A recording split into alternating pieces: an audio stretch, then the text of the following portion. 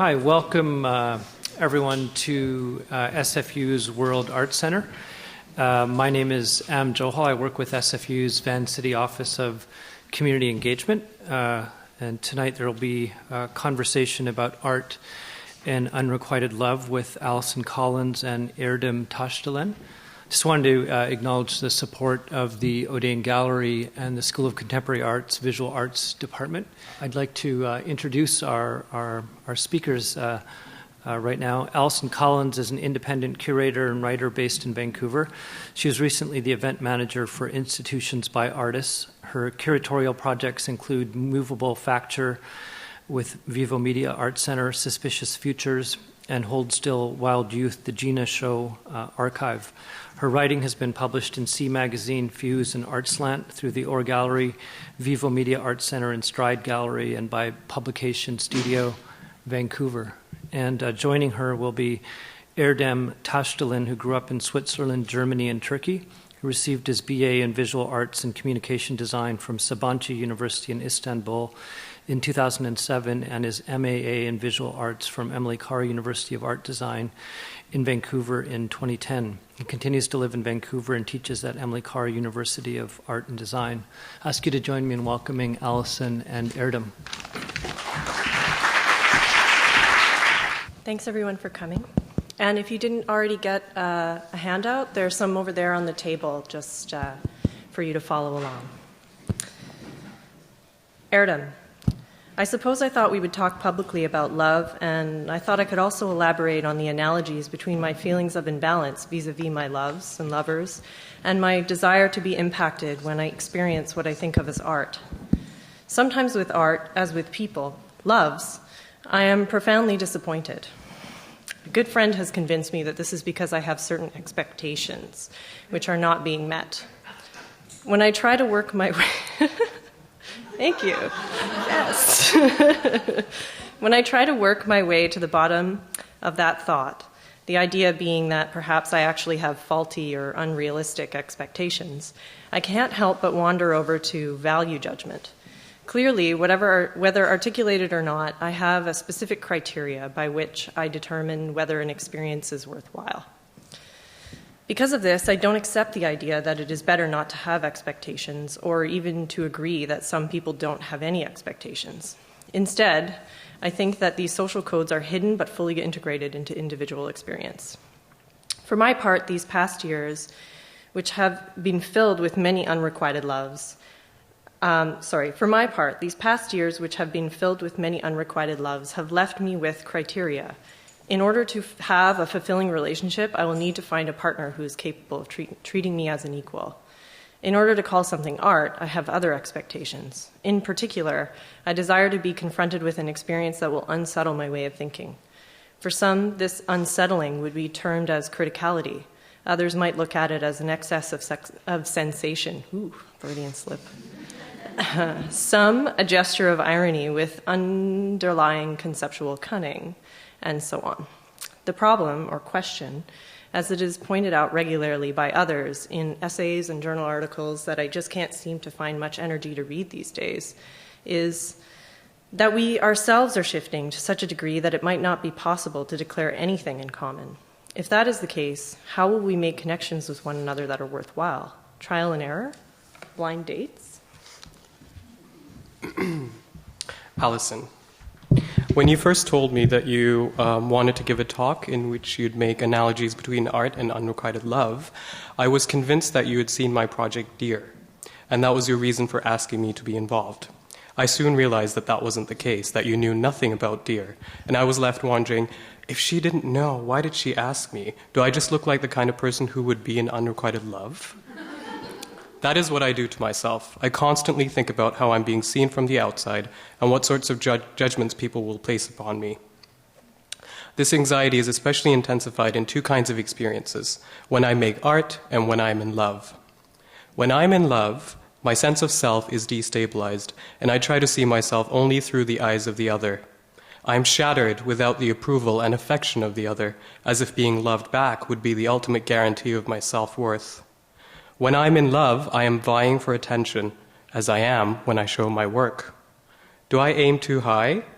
Do I have unrealistic expectations? Is there some troubled mechanism by which I deliberately choose the man who will never love me back? Is there some generative potential in the perpetual delay of the fulfillment of desire? When you speak of the difficulty of declaring anything, I am led to thinking about the values we assign to art objects and potential lovers. While I realize that our investments in both are subjective and contingent on our own individual experiences, I worry that perhaps sometimes we give too much value to things. After all, everything is temporal and love dies. What's left behind is a residual ache that leads to new investments. Maybe, to be uncharacteristically optimistic for a moment, these investments are a way for us to feel alive, to be present.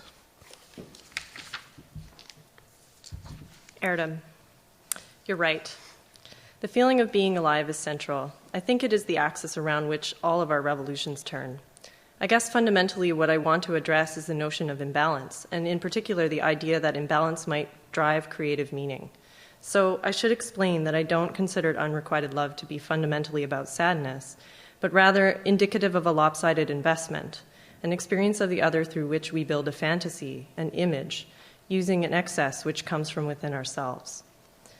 I have also wondered at times if there is, as you ask, some generative potential in the perpetual delay of the fulfillment of desire.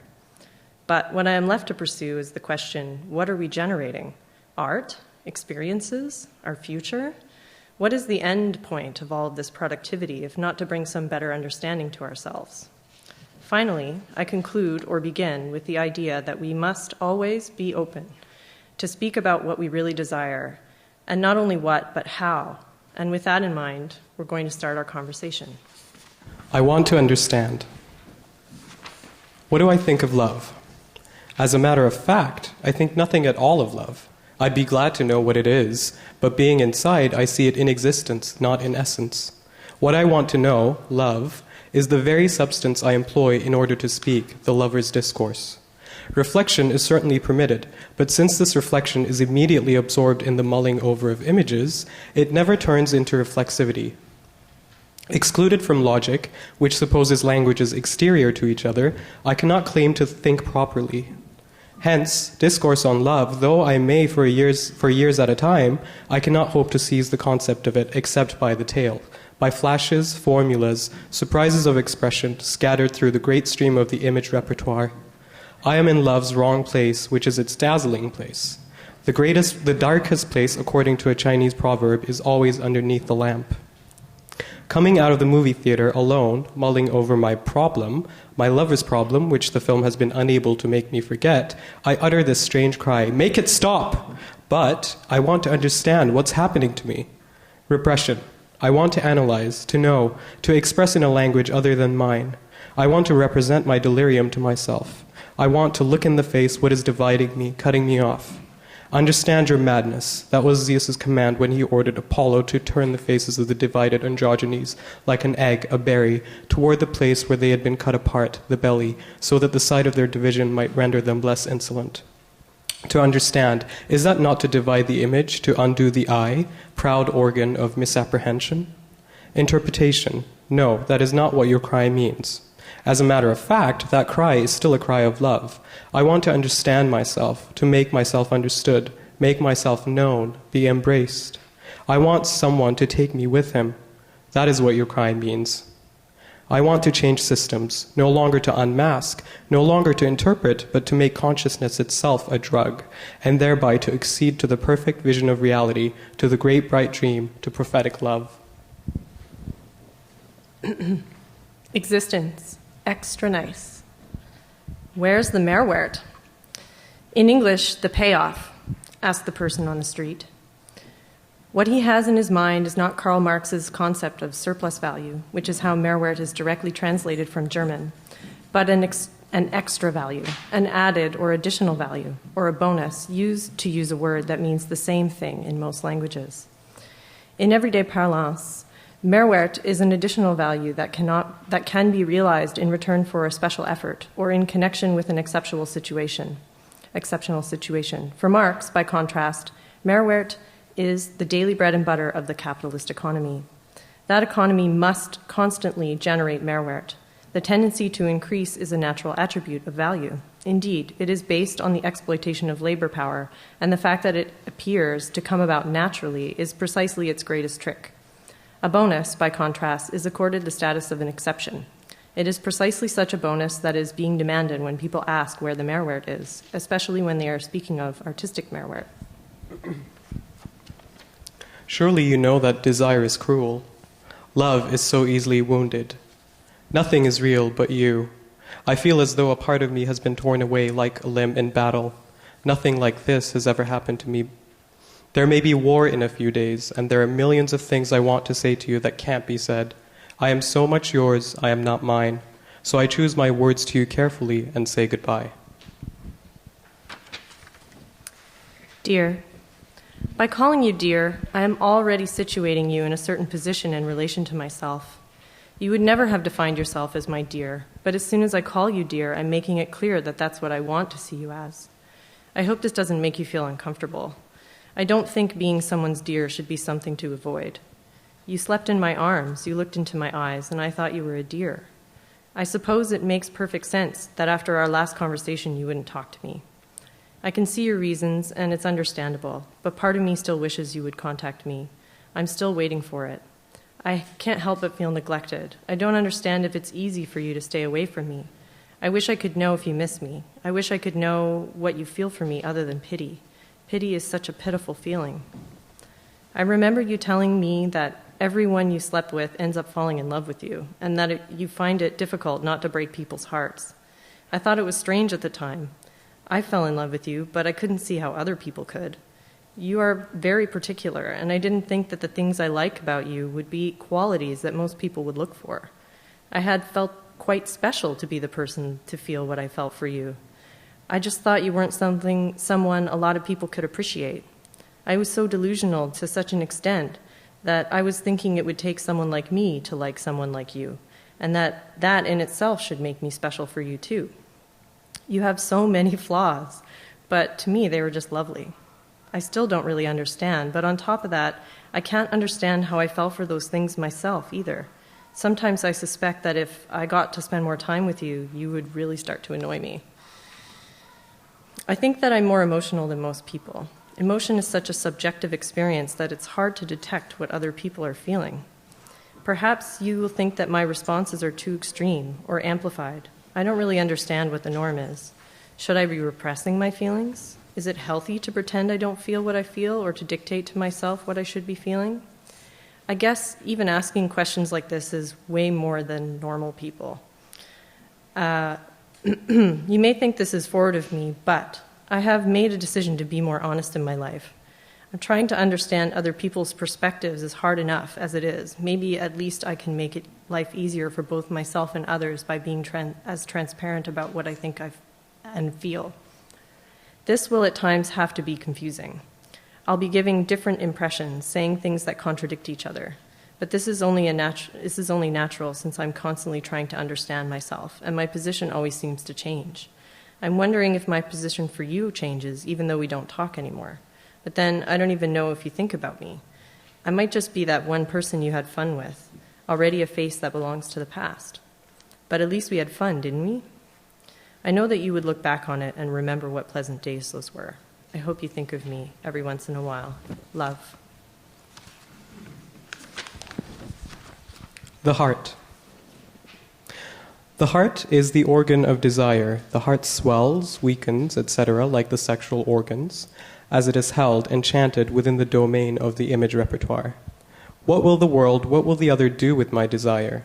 That is the anxiety in which are gathered all the heart's movements, all the heart's problems. Werther complains of Prince von X. He esteems my mind and my talents more than this heart of mine, which is yet my own pride. Ah, whatever I know, anyone may know. I alone have my heart. You wait for me where I do not want to go. You love me where I do not exist.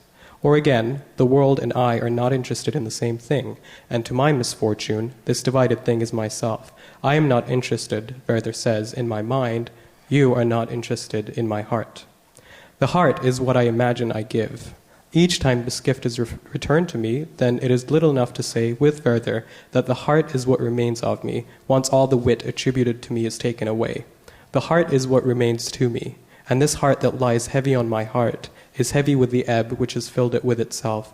Only the lover and the child have a heavy heart. Language itself balked at the idea of the heart as an organic pump. After all, the heart can be broken. One can cry one's heart out, lose one's heart, or wear one's heart on one's sleeve. Even today, these idioms are common usage. The heart symbolizes sincerity, from the bottom of one's heart, to speak from the heart. The heart expresses worry, to have something at heart. The heart is a breakable object, to break somebody's heart. It is possible to possess someone's heart, to give someone your heart. The heart manifests sadness, to take something to heart. The heart shows courage, to lose heart. The heart is made of material, to have a heart of gold. Gold symbolizes the virtue that can be found inside as goodness or kindness, and those virtues are conceptualized as riches. When someone has a heart of stone, iron, steel, marble, etc., metaphorically we associate these materials with the heart when we refer to negative feelings.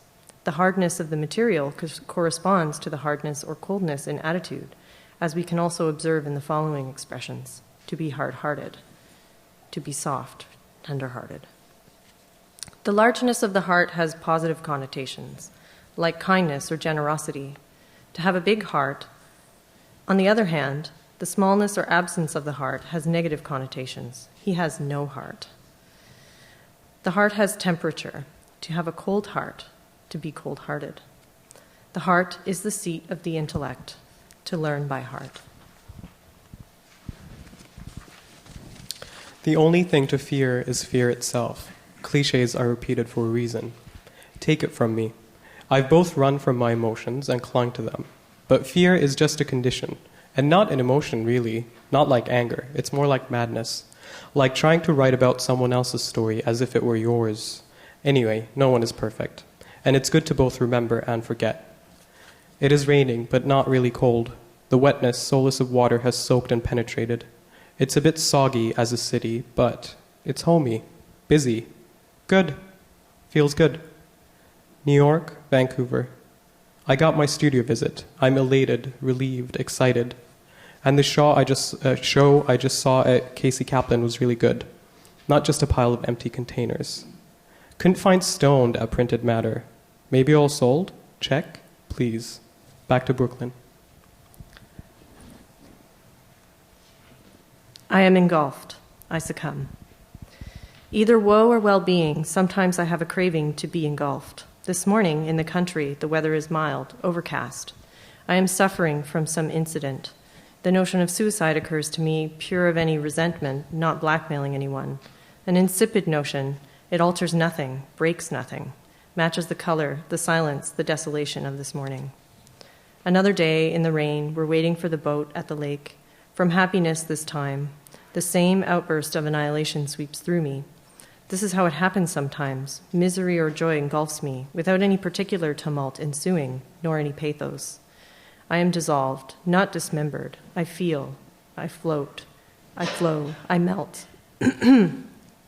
Such thoughts, grazed, touched, tested, the way you test water with your foot, can recur. Nothing solemn about them. This is exactly what gentleness is. Of seed time or harvest, of the reapers bending over the corn, or the grape gatherers threading through the vines, of the grass in the orchard made white with broken blossoms or strewn with fallen fruit, of these we know nothing and can know nothing. For us there is only one season, the season of sorrow. The very sun and moon seem taken from us. Outside, the day may be blue and gold, but the light that creeps down through the thickly muffled glass of the small iron-barred window beneath which one sits is gray. It is always twilight in one's cell, as it is always twilight in one's heart. And in the sphere of thought, no less than in the sphere of time, motion is no more. The thing that you personally have long ago forgotten, or can easily forget, is happening to me now, and will happen to me again tomorrow. Remember this, and you will be able to understand a little of why I am writing, and in this manner writing. Sociologist Pierre Bourdieu uses the term symbolic value to describe value that goes beyond what can be measured in economic terms. One example he uses is that of a plot of land accorded a symbolic value in excess of its economic qualities. Against an economism that recognizes only the interests of capital, he highlights practices that escape the logic of calculated interest, while nevertheless developing an economy of their own. By analogy, with symbolic capital, which he equates with the accumulation of prestige or authority, Badiou views symbolic value as the manifestation of a distinction that is hard to quantify or measure in material terms.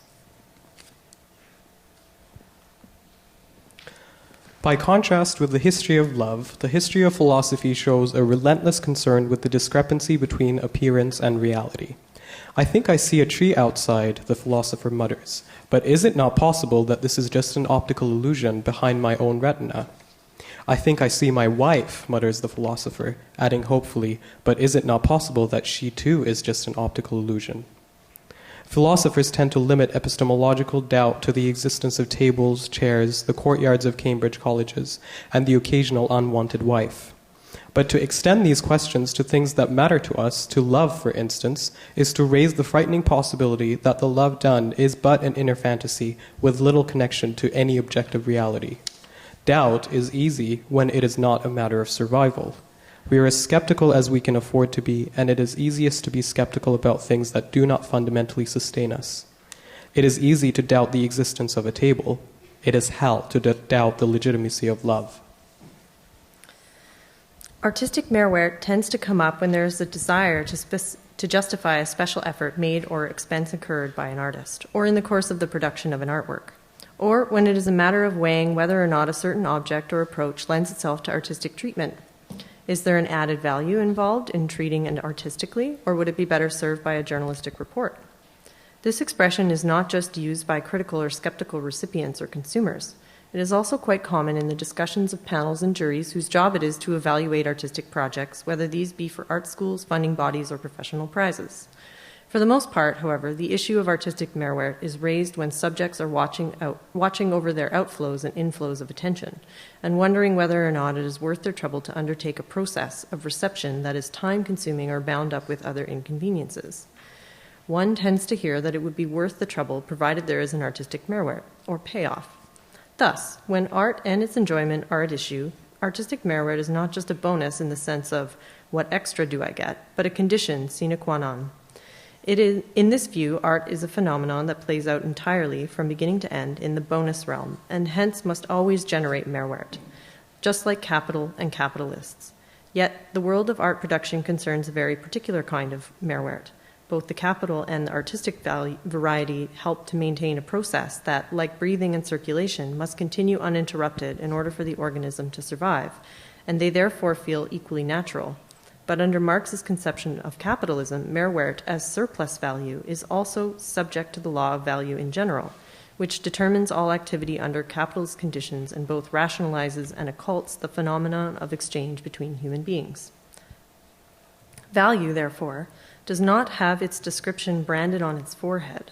It rather transforms every product of labor into a social hieroglyphic. Zombie comic books. What? Smoke gets in your eyes. X's. Doug's medicinal marijuana. I forgot my bathing suit. A modern tragedy. Student girlfriend update? My notebook completely filled. Je ne veux pas retourner. Je n'ai aucune idée ce que je vais faire comme travail en janvier. Sarnia changed again. My dreams are clearer. There is no way to be complete and finished, ever. Withholding. Give it all away and close your eyes and keep only your thoughts and give away all of your love because there is always more. Let all of the negative emotion drain away and have fewer thoughts and feelings and take as many deep breaths as you can and count them until you lose count. And think of Agnes Martin's paintings or Sol LeWitt's drawings and experience sensation without concentration. Think of the evening sky in Joshua Tree and the midnight stars at Ross Lake or the empty streets surrounding you and remember the slow, quiet clicking of the radiator in the room you were in. Be inside and outside at the same time. I was almost there. It was raining harder. I was soaked down to the bone. I wasn't shivering. I wasn't cold. I had turned into a zombie, a crazy man walking at night, a mystic consumed by love, a love that was rejected. The minute I set foot in my small apartment, an apartment that offered a view of the vast skies of Paris, I wrote a short text message and sent it to Javier. Javier, hello. I'm absolutely convinced that I'm in love with you. I want to know how you feel about me. I need to know right now. Abdullah. The following morning, there were 2 text messages on my cell phone. Text message number 1 at 1:30 a.m. Abdullah, I only wish I felt the same way you did. Sorry, my friend. Hugs, Javier. Text message number 2 at 2:10 a.m. Can't we just be friends? Just friends? Hugs, Javier. I had a fever. I took 2 Tylenols. I was in bed for a week, plunged into a staggering void. I didn't panic. I didn't cry. I kept track of the days, the nights. I never answered Javier's 2 text messages, those texts full of hugs. I had nothing to say.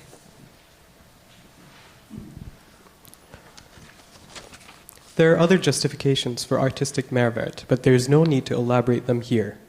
Autonomy, desire, authorship, these are not only the most common and most symptomatic, they also reveal the important feature that all 3 have in common with those not mentioned.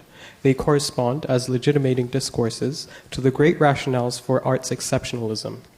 Thus, the colloquial use of the word Mehrwert refers to the fact that art is good for something and therefore has a use. It is legitimate and must exist, despite the fact that its meaning lies precisely in not being useful.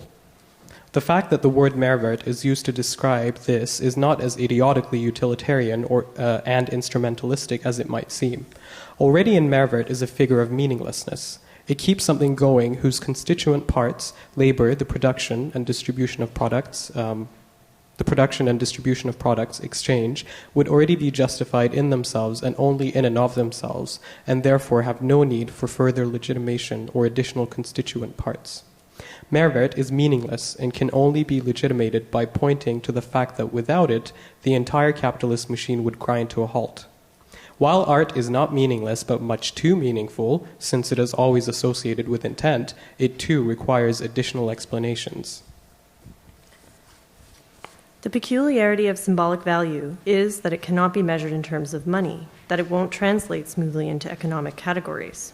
What critics and art historians put forward as the aesthetic achievement of an artwork cannot be measured in terms of economic value, and certainly not converted into a price. At the same time, works of art undoubtedly have their price when circulating in the market, a fact dutifully glossed over by idealistic views of art as simply priceless.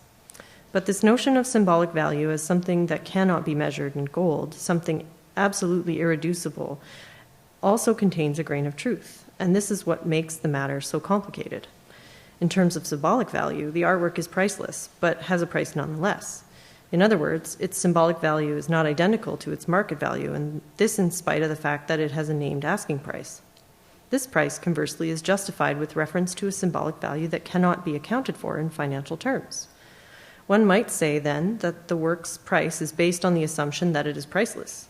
And this is also what makes the artwork a special kind of commodity, the fact that its market value is justified purely by its symbolic value, which in turn is an expression of the manner in which it is loaded with idealistic concepts. When we look at someone, an angel, from a position of unrequited love and imagine the pleasures that being in heaven with them might bring us, we are prone to overlook a significant danger, how soon their attractions might pale if they began to love us back. We fall in love because we long to escape from ourselves with someone as ideal as we are corrupt. But what if such a being were one day to turn around and love us back? We can only be shocked. How could they be divine as we had hoped when they have had the bad taste to approve of someone like us? If, in order to love, we must believe that the beloved surpasses us in some way, does not a cruel paradox emerge when we witness this love returned? If he really is so wonderful, how could he love someone like me? To love, love. Charlotte is quite insipid. She is the paltry character of a powerful, tormented, flamboyant drama staged by the subject Werther. By a kindly decision of this subject, a colorless object is placed at the center of the stage and there adored, idolized, taken to task, covered with discourse, with prayers, and perhaps surreptitiously with invectives, as if she were a huge, motionless hen huddled amid her feathers, around which circles a slightly mad cock. Enough that in a flash I should see the other in a guise of an inert object. like a kind of stuffed doll for me to shift my desire from this annulled object to my desire itself. It is my desire I desire, and the loved being is no more than its tool. I rejoice at the thought of such a great cause, which leaves far behind it the person whom I have made into its pretext. At least this is what I tell myself, happy to raise myself by lowering the other. I sacrifice the image to the image repertoire. And if a day comes when I must bring myself to renounce the other, the violent mourning which grips me is the mourning of the image repertoire itself. It was the beloved structure, and I weep for the loss of love, not of him or her. We are, when we love, in an abnormal state, capable of giving at once to an accident, the most simple to all appearance, and one that may at any moment occur, a serious aspect which that accident by itself would not bear. What makes us so happy is the presence in our heart of an unstable element which we are perpetually arranging to keep in position, and of which we cease almost to be aware so long as it is not displaced. Actually, there is in love a permanent strain of suffering which happiness neutralizes, makes conditional only, procrastinates, but which may at any moment become what it would long since have been had we not obtained what we were seeking, sheer agony. Here, then, the other is annulled by love. I derive a certain advantage from this annulment. Should an accidental injury threaten me, a notion of jealousy, for example, I reabsorb it into the magnificence and the abstraction of amorous sentiment. I soothe myself by desiring what, being absent, can no longer harm me. Yet, immediately thereafter, I suffer at seeing the other whom I love thus diminished, reduced, and somehow excluded from the sentiment which he or she has provoked. I feel myself to be guilty, and I blame myself for abandoning the other. A turnabout occurs. I seek to disannul it. I force myself to suffer once again.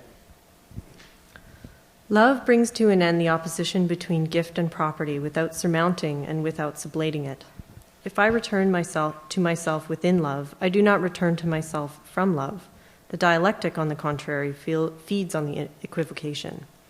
I do not return from it, and consequently something of I is definitely lost or dissociated in its act of loving. This is undoubtedly why I return, if at least it is the image of a return that is appropriate here. But I return broken. I come back to myself, or I come out of it broken. The return does not annul the break. It neither repairs nor sublates it, for the return, in fact, takes place only across the break itself, keeping it open. Love represents I to itself, broken, and this is not a representation. It presents this to it. He, this subject, was touched, broken into, in his subjectivity, and he is, from now on, for the time of love, opened by this slice, broken or fractured, even if only slightly. He is, which is to say that the break or wound is not an accident, and neither is it a property that the subject could relate to himself. For the break is a break in his self-possession as a subject. It is essentially an interruption of the process of relating oneself to oneself outside of oneself. From then on, I is constituted broken. As soon as there is love, the slightest act of love, the slightest spark, there is this ontological fissure that cuts across and disconnects the elements of the subject proper, the fibers of its heart. 1 hour of love is enough. One kiss alone, provided that it is out of love. And can there, in truth, be any other kind? Can one do it without love, without being broken into, even if only slightly? 7:40. Thinking about Vancouver. 2 years, 0 dates. 1 very hurtful one-night stand, 6 unrequited crushes, 2 older men who flirt with me for their own reasons. 1 outright rejection, 1 person who recently asked me, "Oh, did you find a boyfriend?" 1 male friend who kisses me on the cheek with warmth. 1 friend who has known me since 2001. 10 minutes or less, the amount of time I allow myself to think about this sort of thing. 2, the number of heartfelt emails I sent today to people I care about. 7:50. Videos, sure, but you pick the time and call me. I'm done chasing after others. It is on some days too one-sided and hurtful. Chipped and fading red nail polish. 8:09. I am here, right where I am. 7:55. I believe that we find meaning only if we look for it, and not necessarily where we look. Is poetic justice real? Karma? Fate? How can one make an assertion about something being real or not real, truth or untruth? They are simply processes, approaches to meaning.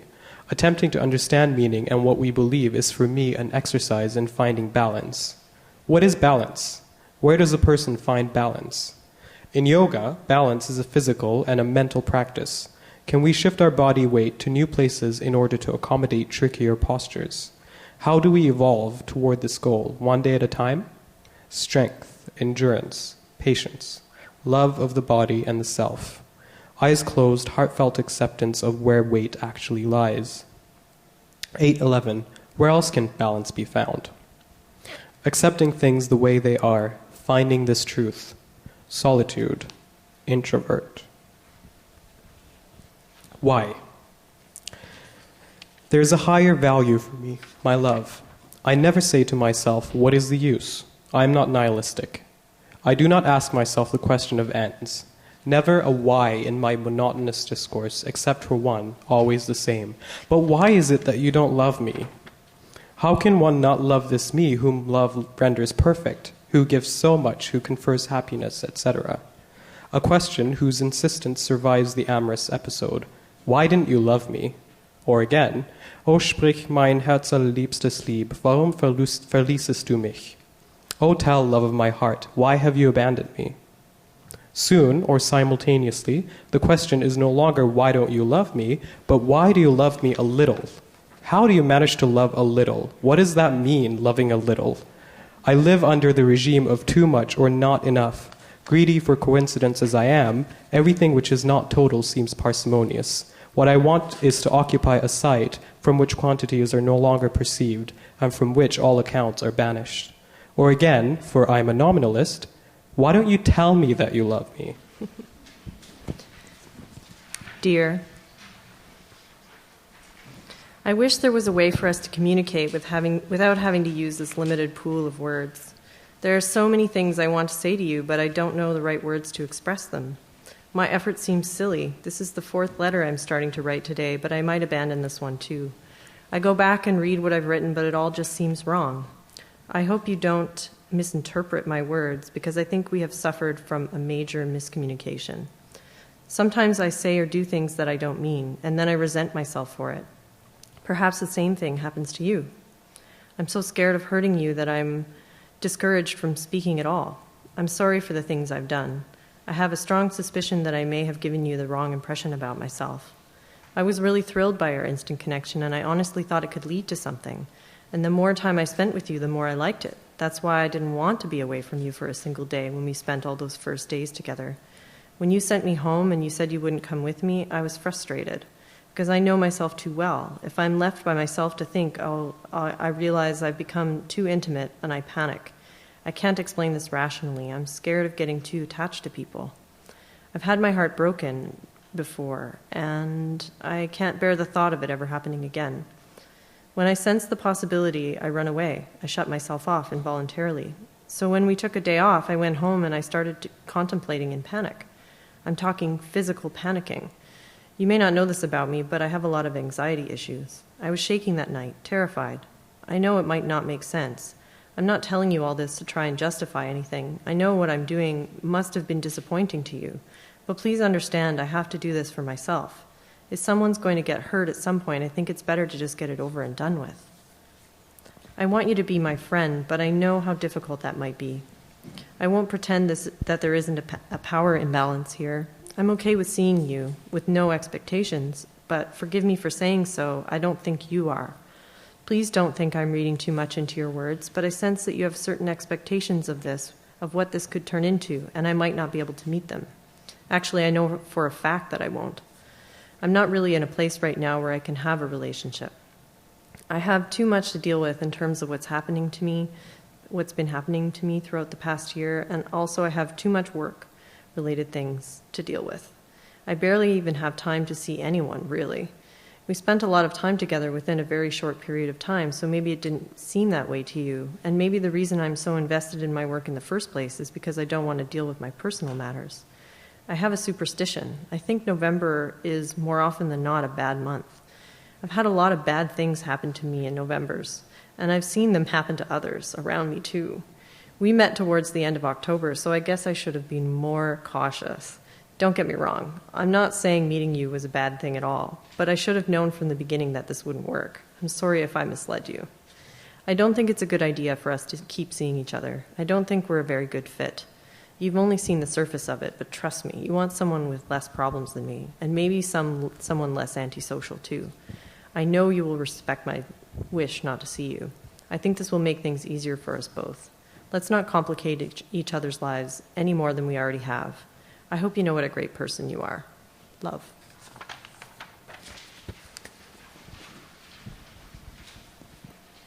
Fuck the minimums. Turning point from everything borrowed or stolen. Smog, day 7, 2 showers. Man-made harbor. Single, 2 single. Pretending or pretense. Time to buy cigarettes or go home with a stranger. It's an illusion, I've noticed, a front. Never enough, never enough, never enough.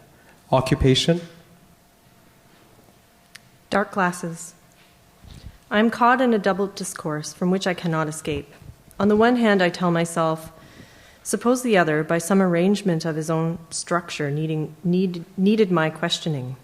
Then wouldn't I be justified in abandoning myself to the literal expression, the lyrical utterance of my passion? Are not excess and madness my truth, my strength?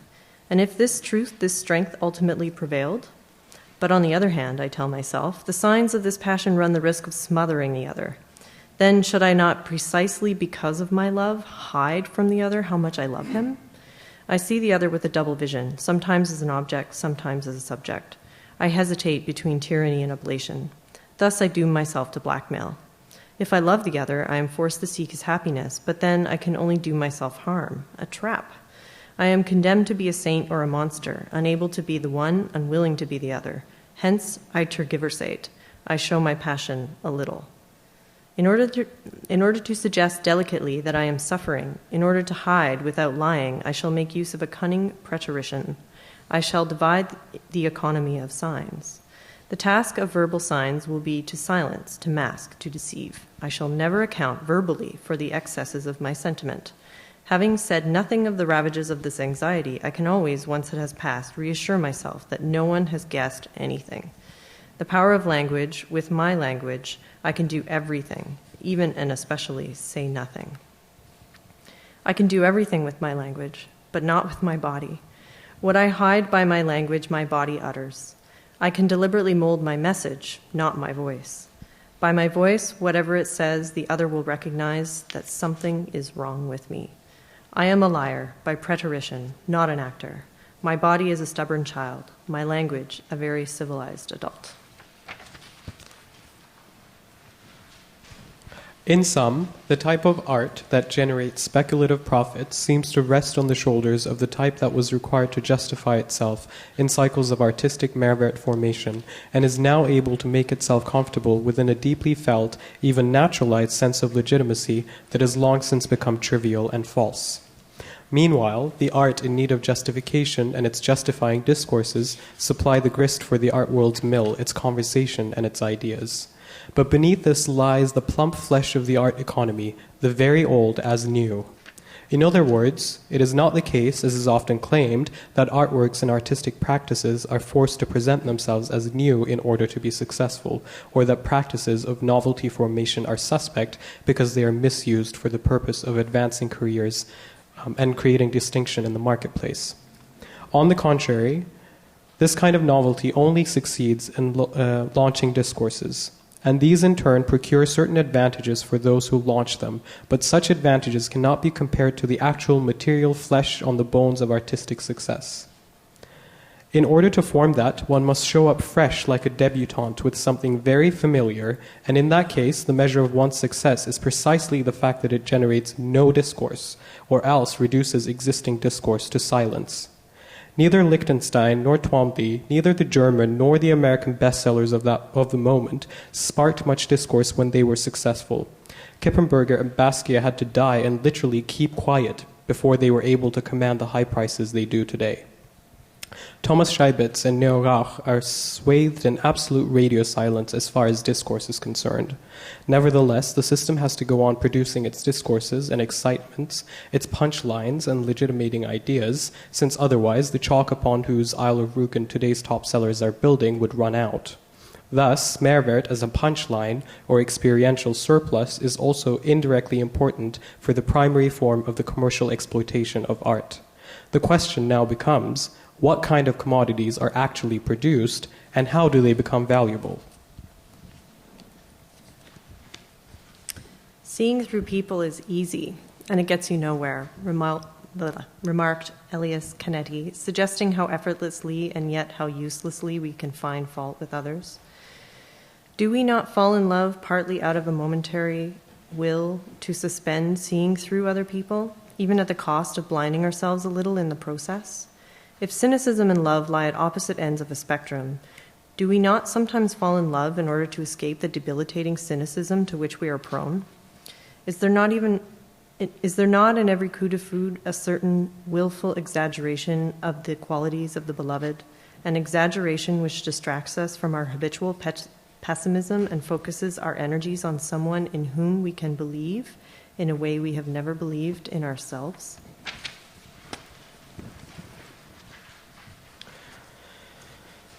Dear, I haven't written to you in a while. I didn't really have much to say. I thought I'd exhausted myself of words. I said so much, but I don't think I could have said anything that actually fully described how I felt. I thought it best to remain quiet for a while, but I realized that anything I speak or write is really addressed to myself. It's such a beautiful, quiet night in. It's really cold outside. I'm drinking a cup of tea and listening to some beautiful, mellow music. I have no idea where you are or what you're doing, but I really wish you were here. I feel like this would be a good night to share with you. Sometimes it amazes me that we don't contact each other at all now. It's hard to put this image side by side with how we were when we were sleeping in the same bed. How can such two different experiences belong to the same entity? What you are to me now seems so different from what you were when you were asleep and I could hear you breathing. I had thought I could spend many, many nights just listening to that, your sheer, mute presence.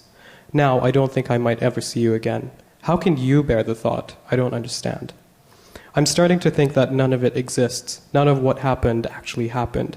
I don't know what really happened. Will you stop here or continue? The end.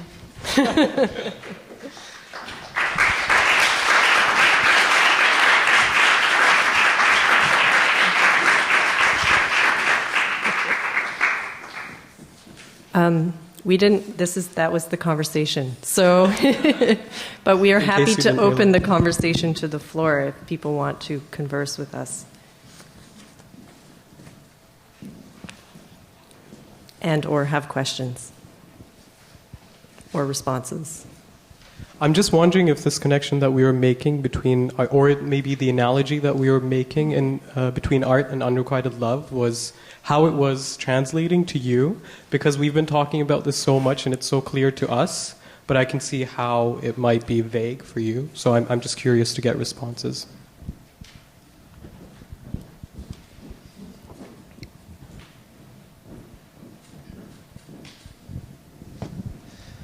I'm just wondering about how the collection happened, the collection of the texts came to be, between the correspondences of both of your personal letters and the kind of philosophical text, and like the idea of like talking about love and like theorizing about love when it's so much about feeling and experience, and finding this text. Well, I'm going to start. Go ahead. We started with Dear, so maybe we should explain a little bit about what that is. So all of these sort of letters are part of a larger project that Erdem has done called Dear, and it's a book of letters, unsent letters to an unrequited love. So this actually came about as sort of really vaguely referenced at the beginning when we had our little bit of letters to each other. But essentially when I was asked to give a talk, and then I decided on this topic of unrequited love, I kind of randomly intuited that Erdem would be a good person to share this conversation with. And then he's like, oh, did you know about Dear? I have this project that I did all these letters to, and I made a book out of this unrequited love. And I was like, no, that sounds like it was kind of a perfect fit. So anyway, anecdote. But that structured the beginning of the project, and then we collated the texts afterward based on the idea of the conversation and maybe like missed communications as well, and trying to kind of pull together some of the reading that we were individually doing. And then we sort of collaborated on how to put them back together as fragments. And a lot of that sort of like the structure of it stemming from Dear also related to both of our reading Roland Barthes' Lover's Discourse, which is a book told in fragments, which a lot of the texts in here are from. So we had a few meetings initially where we talked about how we could do this, how we could tackle this conversation, I guess, and then we decided to basically exchange excerpts, and then just came together and cut them up and had a few meetings where we structured them in this way so that the text would sort of follow upon each other. Mm-hmm. Yeah.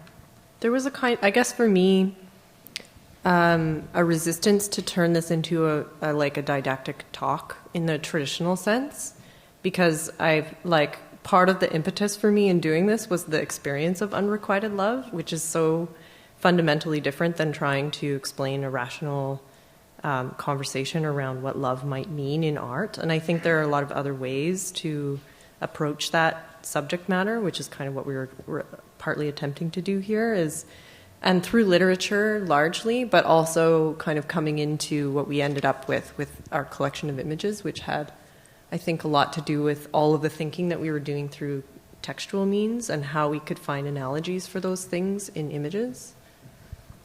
I'm just going to continue on that. You may have noticed that in some of these texts that are taken from Roland Barthes' book, the term image repertoire keeps coming up. And what that means, for those of you that don't know, is this idea that we basically have this learned repertoire of images that we operate with and from. So in terms of our experience with love, we are able to love in a certain way or interpret our experience of love in a certain way because of the way in which, because of the things that we've seen that have preceded us, representations of love. So that is the image repertoire. So as you're saying, the feeling of love itself is not one that could easily be translated to language, but that's maybe why we went back to our own image repertoire, or in this case, maybe text repertoire, I don't know. Darius frowning.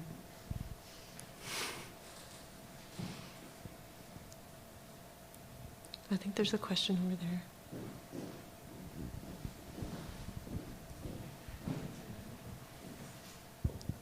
Hey, I was wondering why you decided to deal with or use the metaphor of unrequited love specifically as opposed to like other kinds of love, because I get the general metaphor, but I mean, how can you have an experience of unrequited love without like at least the possibility of like, where would love exist in this? Like, if art is unrequited love, like, what is requited love? Well, that was the hardest thing about this, was trying to find a way to articulate clearly, like, the idea of unrequited love that I've started to play with through all of my unrequited loves, like this like necessity for me to like deal with that as a topic, started to take the form of me trying to understand like how much of the investment in things around it, like people, for example, or objects, was coming from within myself. So the idea of unrequited love is, potentially actually just more love inside yourself than you're sort of balancing out between yourself and another thing or another person, right? So it's less about like, this person doesn't love me back, therefore I'm sad, and more like, okay, I have this excess, and where did the excess come from? And I think, for me, that's a fundamental question about art. It's like, what is the excess in this object or experience or situation or whatever constellation of things that I'm being confronted with? And is the excess coming from myself, or is it coming from this object? And so how to make that question kind of have some traction. And, so that's kind of the reason why I chose that analogy. So would like love be art also? Yeah, because I guess like unrequited love is still love, right? I don't know. I'm not like art is love. Like I'm not making that like complete, this equals that kind of thing. But I thought it was a nice kind of like poetry to talk about the two together in terms of experience. And I think that in unrequited love, there is the hope that it will be one day fulfilled. And I think in our investments in art, in Allison's writing and curatorial practice, in my artistic practice, we have these investments that hopefully one day will have a payback. Yeah, maybe. Yeah. I guess I just want to, maybe I'll start with an anecdote, which is that I lived with a friend named George Chen, who, if you lived in the Bay Area, you would know that name. He's ubiquitous for some reason, and he is the epitome of the unrequited lover. Oh no! And we would make mixtapes. He would make the mixtape, and I would sit there and verify whether or not it revealed too much. Every single song was so loaded, and it was loaded with everything from the cover album art, which wasn't even apparent on the mixtape, but might have a very specific message if she knew, and then all the way down to one line. Sometimes that was all it was. And there was this moment when you kind of asked, "So did you get it?" That reminded me of that moment after he would give his unrequited lover this mixtape. That said everything, the secrets of his soul, but they were hidden in his favorite songs and these strange 7-inch singles. And I don't know that a single one of those mixtapes ever returned love directly. We were going to make a mixtape tonight, but didn't. But it says also something about it as a form. As the only way that you can... It's abstracted too, right? Mm-hmm. Like you let other people... Well, this is exactly what we did, necessary. Right? Yeah. This is like a mixtape of like unrequited love texts. Yeah. It's like all of these people who spoke our words for us, including ourselves. Mm-hmm. Yeah, and the images as well, absolutely. And I guess maybe my question is more about what I immediately took to be the meaning of talking about art as a form of unrequited love, which is that feeling like I show up. I showed up and I'm present and it's all of me. Not in excess, but in just, intensity, I guess. And that desire for art to show up as much as you are and as often. And so I feel like that's a little different than the idea of surplus that maybe you were getting at with Merwert. Right. And so I wonder. Well, I think he's trying to make a problem out of art. Mm-hmm. Like, I think Diedrichson is like frequently... Like, he's a big pop culture guy, and he has, like, kind of little patience for the art world, and he sort of looks at it all as very trite. And so that whole essay, I think, is kind of like, well, trying to make some kind of analysis where we would understand, like, better the difference between sort of the price of something and, like, the meaning of it, or, like, that its exchange or symbolic exchange is, like, this very lofty and kind of idealistic thing that may or may not be getting realized in the art that we're seeing and that we're like being confronted with, which I think is a response like in particular to the art market, and sort of important for me to understand and think about because when people talk about art, they maybe have this like kind of conservative notion of what it might be, but like just even going through recently that whole conference and everything, it's like clearly that's not totally the case with everyone, and there are like many different conceptions of where you might look for art and what art might be. So I think that for me it's still productive to use that Merwert because I think it still applies. Like it's just that you have to kind of take the idea of Merwert and like put it in the like location where you might find it, as opposed to just being like, oh, this is worth more because of the like Pierre Bourdieu's symbolic value being based on the social capital and all that. Sorry, that might have been like way too many sound bites.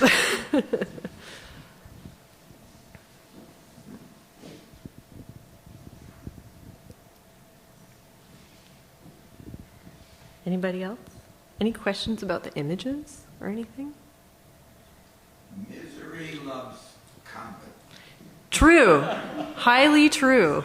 And I'm thinking here, as a curator, think of all the miserable, unfulfilled. Pardon me. I am coming to Vancouver with some very special flu from Asia.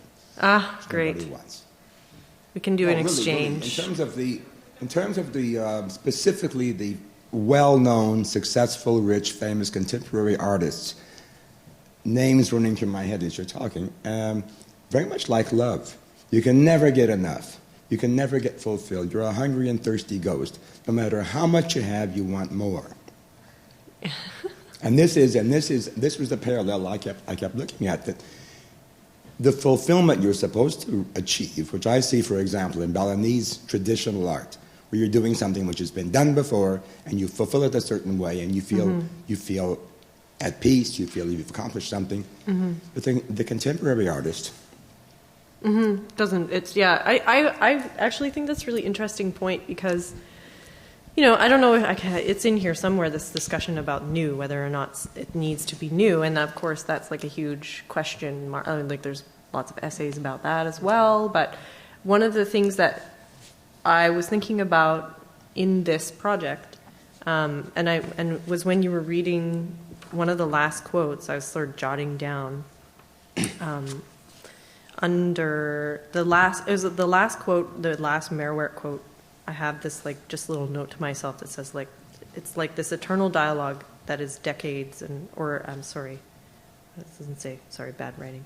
Anyways, it's something repeated, right? The idea of love or unrequited love, it's like, it's going to be repeated forever. It's not new, and it never will be new, and it maybe will be treated newly again and again and again by ourselves, but it's not, we don't need to reinvent love as an emotion or an experience in order for it to have meaning, which I think maybe has some kind of like nice instructive sort of parallel with art in the sense that like maybe there are other ways in which we are discounting kinds of artistic experiences because they're not new, or they're not showing us some new concept, or they're not breaking through like the avant-garde.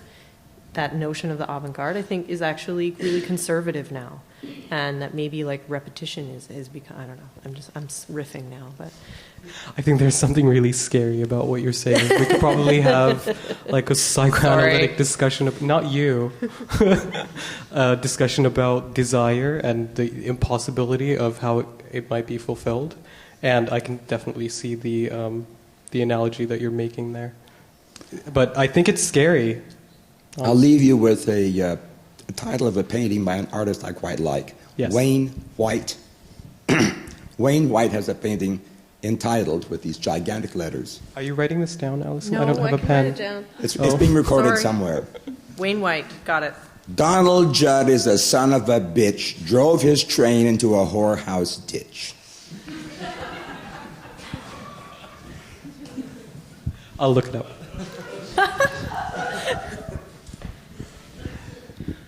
Got it.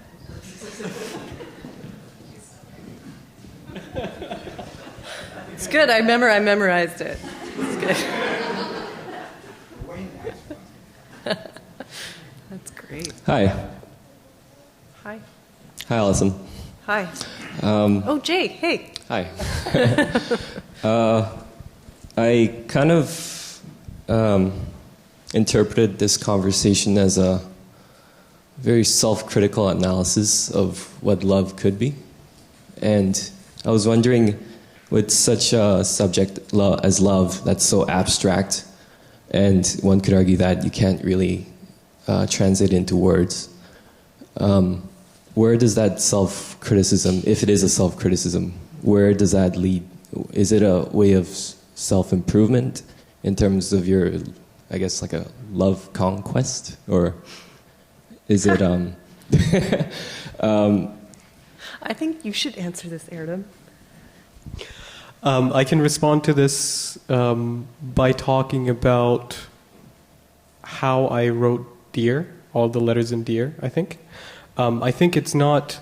The matter is not thinking about how this could turn into like a utilitarian utilitarian exercise or what you could gain out of it, but you have to do it because you're utterly preoccupied, consumed, and you have to do this. There's just no other way. Right. So I think...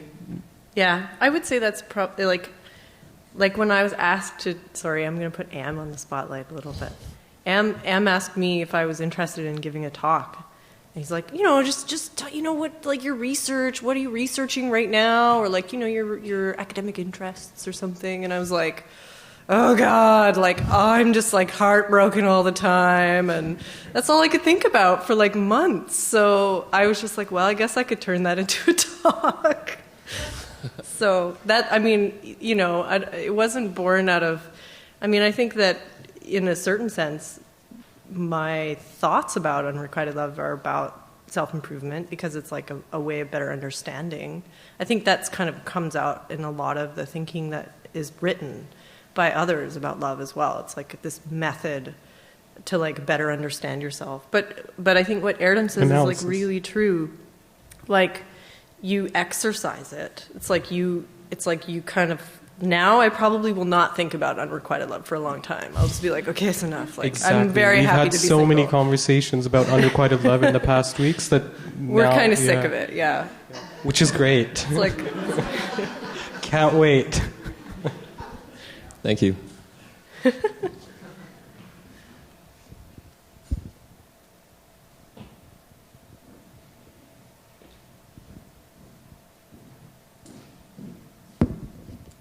Thank you for your talk. Hey, Allison. hey, It occurs to me that a lot of this discussion is also kind of around this idea of courting and how courting is kind of like just a very complicated dance between like what is said and what is meant versus, and I noticed in your work, Erdem, that you, in the Dear piece, there's this notion of like self-editing, right? And so maybe, I'm wondering if maybe it, in so many ways, love has a lot to do with the fact that there just are not enough words for and expressions for the things that we do feel. Yeah, and language is something that we've learned, not something that we come up with ourselves. So we take these things from the outside and try to express our feelings with that, but that doesn't necessarily work. But that's actually a really nice metaphor, that one that I hadn't thought about before, in terms of the edits in the letters.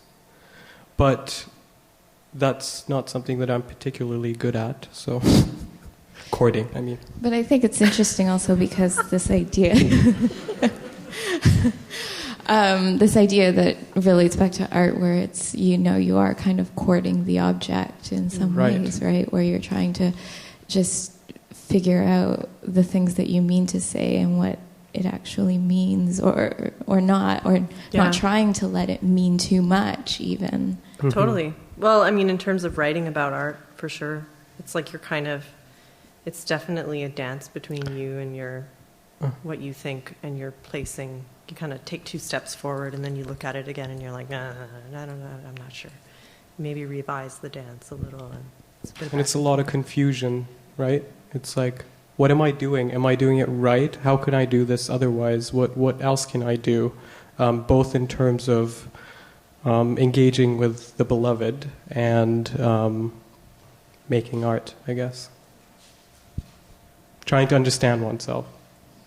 It's funny, confusion was like a big central theme for us, but it sort of fell out because we like overstructured the talk to such a degree that it's like not confusing anymore. But I think we'll just take one more question or a comment if there is one.